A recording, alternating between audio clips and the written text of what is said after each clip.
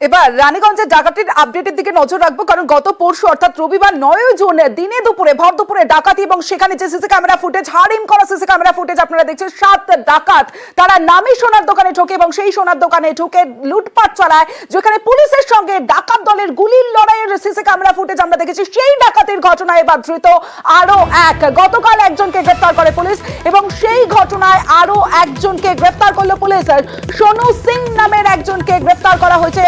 দীপক রয়েছে আমার সঙ্গে, যাব তার আগে একটা ছবি দেখাবো আপনাদের, যে যেমনটা আমরা জানতে পারছি যে এখনো পর্যন্ত বেশিরভাগ সোনাই উদ্ধার করা গেছে এবং সিসি ক্যামেরা ফুটেজ, এবং সেই সিসি ক্যামেরা ফুটেজ আপনাদের দেখাচ্ছি। তার সঙ্গে দেখাচ্ছি যে বেশিরভাগ সোনাই উদ্ধার করা গিয়েছে। যে সোনা লুটপাট চালানো হয় নামি সোনার দোকান থেকে, সেই সোনা ইতিমধ্যেই উদ্ধার করতে পেরেছে পুলিশ। যেমনটা আমরা পুলিশের সূত্রে জানতে পারছি, সোনু সিং নামের একজনকে গ্রেফতার করেছে, গতকালকে একজনকে গ্রেফতার করা হয়েছিল এবং এই নিয়ে এই ডাকাতির ঘটনায় ধৃত মোট 2 জন, আরো 5 জনের খোঁজে তদন্ত চালাচ্ছে পুলিশ।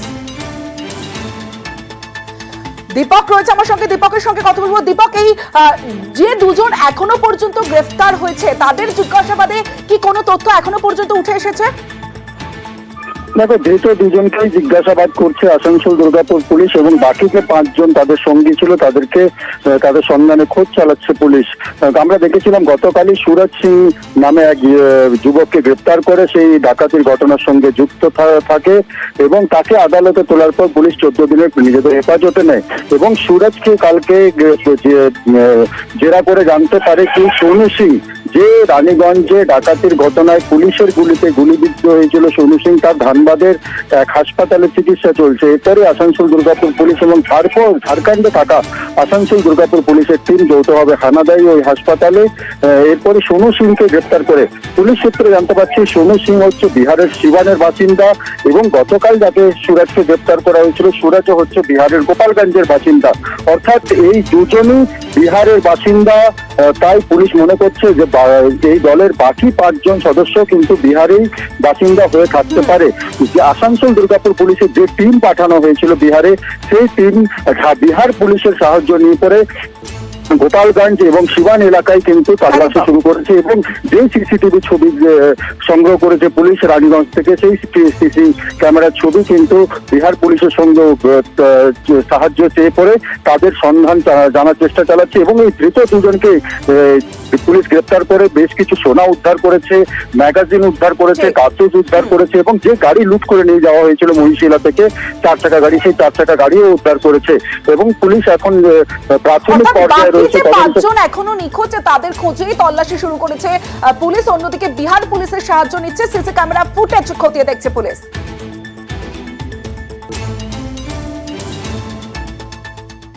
আসানসোলের পর এবার হাওড়া ডোমজুর, দিনে দুপুরে সোনার দোকানে চুরি। যে দেখছেন যে দোকান মালিককে মারধর করা হয়েছে, মারধর করে দোকানে লুটপাট চলায় দুষ্কৃতীরা, যে ছবি আপনারা দেখছেন। আসানসোলের পর এবার হাওড়া ডোমজুর, যেখানে সোনার দোকানে দিনে দুপুরে সোনার দোকানে ডাকাতি, গান পয়েন্টে বেপরোয়া লুটপাট, পিস্তলের বাদ দিয়ে মার দোকান মালিক কর্মীদের, যে ছবি আপনারা দেখছেন।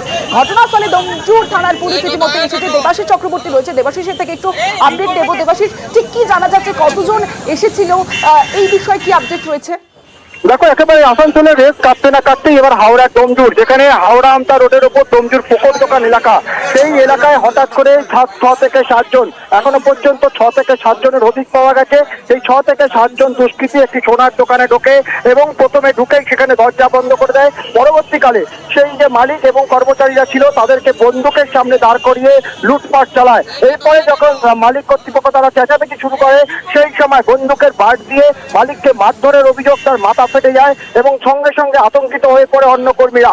এই 8 ঘন্টা থেকে 35 মিনিটের এই একেবারে দুঃসাহসিক ডাকাতির ঘটনা ঘটায়। পুরো দোকানে, সোনার দোকানে কয়েক কোটি টাকার সোনার গহনা, রূপোর গহনা সহ সব নিয়ে ইতিমধ্যে হাওড়া আমতা রোড দিয়ে তারা কিন্তু চম্পট দেয়। যেটা জানা গেছে হাইওয়ের দিকে, অর্থাৎ দিল্লি রোডের হাইওয়ের দিকে তারা কিন্তু রওনা দিয়েছে, বাইক করে বেরিয়ে গেছে। তবে ইতিমধ্যেই বিভিন্ন জায়গায় ডোমজুর থানার পুলিশ এবং হাওড়া সিটি পুলিশের একাধিক জায়গায় নাকা চেকিং শুরু করা হয়েছে এই দুষ্কৃতীদের ধরার জন্য। ফলে একেবারে দিনে দুপুরে, দুপুর 12:30 পৌনে 1টার সময় এরকম ঘটনায় কিন্তু আতঙ্ক গোটা এলাকায়। বেশ,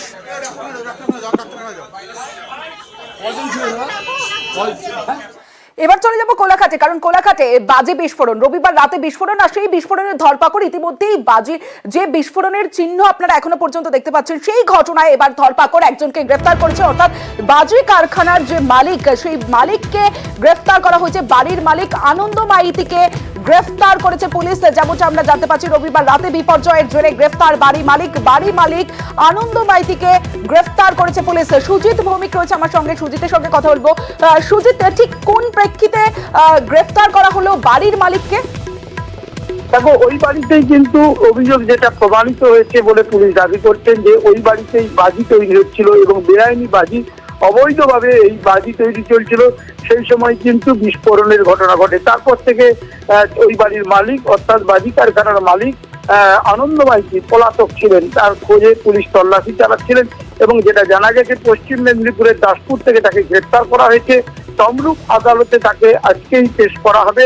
তাকে আনা হয়েছে পূর্ব মেদিনীপুরে এবং জেলা পুলিশ তাকে জিজ্ঞাসাবাদ করে সবকিছু জানার চেষ্টা করছে। পাশাপাশি যারা প্রতিবেশী রয়েছেন, যাদের খোঁজ পেয়েছেন কয়েকজনের, তাদের সঙ্গেও কথা বলে পুলিশ জানতে চাইছেন গোটা ঘটনা প্রকৃত বিষয়টা কি। আসলে এই যে বিস্ফোরণ কাণ্ড, তা নিয়ে কিন্তু তমশ্রী রীতিমতো চাপে পড়েছে পূর্ব মেদিনীপুর জেলা পুলিশ প্রশাসন। কারণ এগরা, পাঁশকুড়া থেকে কোলাঘাট একের পর এক বাজি বিস্ফোরণ কাণ্ড, সবটাই অবৈধ বাজি কারখানায় বিস্ফোরণের ঘটনা একের পর এক যখন ঘটছিল, তখন কি করে এই কোলাঘাটের ঘটনা ঘটলো তা নিয়ে কিন্তু চাপে পড়ে পুলিশ।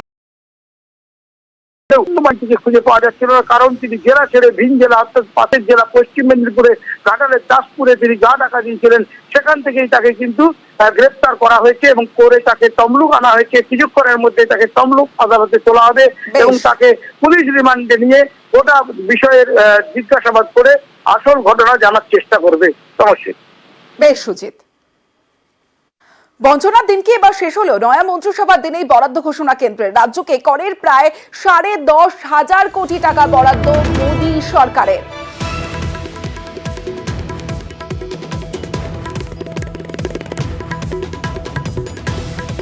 প্রত্যক্ষ এবং পরোক্ষ কর বাবদ 4,60,000 কোটি টাকা বাংলা থেকে তুলে নিয়ে গিয়ে রাজনৈতিক প্রতিহিংসা পরায়ণতার কারণে বছরের পর বছরের টাকা আটকে রাখা, এর যোগ্য জবাব বাংলা বিরোধীদের বাংলার মানুষ দিয়েছে। তাদের হয়তো বিলম্বিত বোধোদয় হয়েছে, কিন্তু বাংলার যে পরিমাণ টাকা পাওনা আছে আর তার কম্প্যারিজনে যে পরিমাণ টাকা বরাদ্দ করা হয়েছে, এটা পর্বতে মুশিক প্রসব ছাড়া কিছু নয়।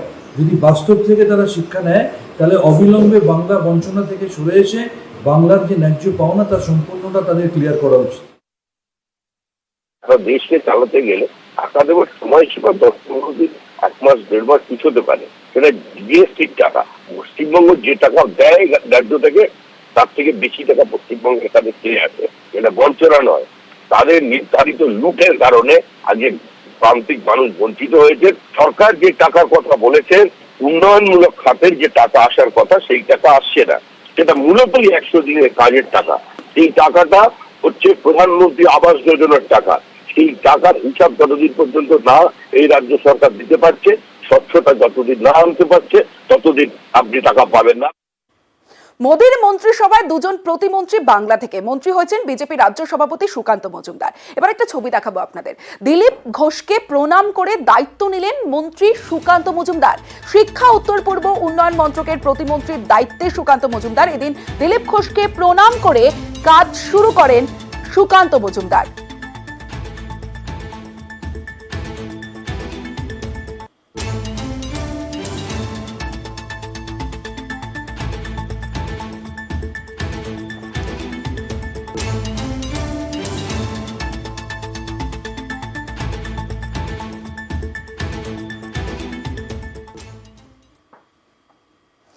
বিরোধীদের গুরুত্ব দেওয়ার বার্তা মোহন ভাগবতের। প্রতিপক্ষ নয়, পাশে নিয়ে চলার বার্তা ভাগবতের। মোদীকে রাজধর্মের পাঠ দিলেন মোহন ভাগবত। ভোটের লড়াই চলবে, কিন্তু সবাইকে পাশে নিয়েই চলতে হবে। মোদী সরকারকে বার্তা সংঘ প্রধানের। মণিপুর নিয়েও বার্তা মোহন ভাগবতের। चुनाव प्रचार की या चुनाव में जो होता है उसकी बात ऐसी है, वास्तव में तो प्रजातंत्र की अनिवार्य आवश्यक प्रक्रिया है और उसमें 2 पक्ष रहते हैं, इसलिए स्पर्धा रहती है। स्पर्धा रहती है तो दूसरे को पीछे करने का, स्वयं को आगे बढ़ाने का काम होता ही है, होना ही चाहिए। चुने क्यों जा रहे लोग? संसद में जाएंगे, बैठकर अपने देश को चलाएंगे, सहमति बनाकर चलाएंगे। एक पक्ष एक पहलू का विचार करता है तो दूसरे पक्ष ने दूसरा पहलू उजागर करना है ताकि जो होना है वो पूर्णतः ठीक हो, सहमति बने, इसलिए संसद बनती है। अब 1 साल से मणिपुर शांति की राह देख रहा है, उसके पहले 10 साल शांत रहा और अचानक जो कलह वहां पर उपज गया या उपजाया गया, उसकी आग में अभी तक जल रहा है, त्राही त्राही कर रहा है। कौन उस पर ध्यान देगा? प्राथमिकता देके उसका विचार करना ये कर्तव्य है। বিরোধীদের গুরুত্ব দেওয়ার বার্তা মোহন ভাগবতের, প্রতিপক্ষ নয় পাশে নিয়ে চলার বার্তা ভাগবতের। মোদীকে রাজধর্মের পাঠ দিলেন মোহন ভাগবত। ভোটের লড়াই চলবে কিন্তু সবাইকে পাশে নিয়েই চলতে হবে, মোদী সরকারকে বার্তা সংঘ প্রধানের। মণিপুর নিয়েও বার্তা মোহন ভাগবতের।